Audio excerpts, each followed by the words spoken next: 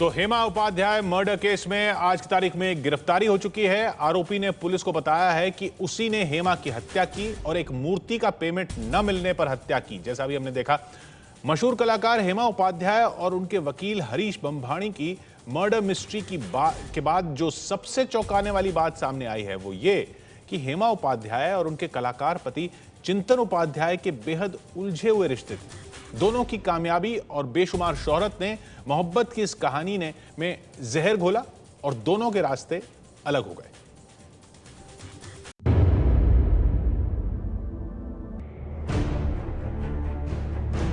मुंबई के कांदिवली इलाके में 2 दिन पहले मिली थी मशहूर कलाकार हेमा उपाध्याय और उनके वकील हरीश बंभाणी की लाश। कला की दुनिया को दहला देने वाले इस दोहरे हत्याकांड के बाद 43 साल की हेमा उपाध्याय की जिंदगी के जो पन्ने दुनिया के सामने आ रहे हैं वो बेहद चौंकाने वाले हैं।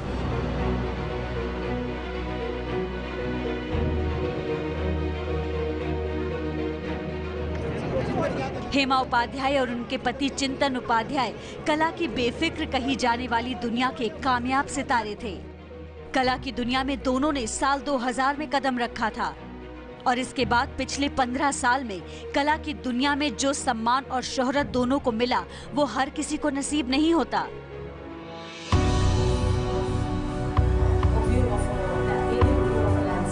कला की दुनिया में कहा जाता था कि दोनों की कामयाबी की वजह थी दोनों का एक दूसरे के लिए प्यार और अपनी कला के लिए जुनून।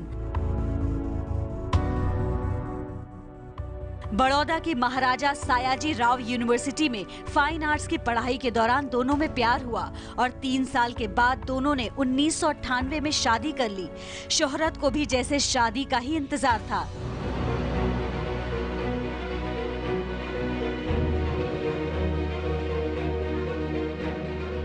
हेमा उपाध्याय को फोटोग्राफी और इंस्टॉलेशन के लिए बेहद प्रतिष्ठित गैलरी चेमोल्ड की सदस्यता मिली और चिंतन उपाध्याय को फाइबर के इन बच्चों ने शोहरत की बुलंदियों पर बिठा दिया। कला की दुनिया ने दोनों को गले लगा लिया, लेकिन इसी शोहरत ने अहम की दीवार खड़ी कर दी।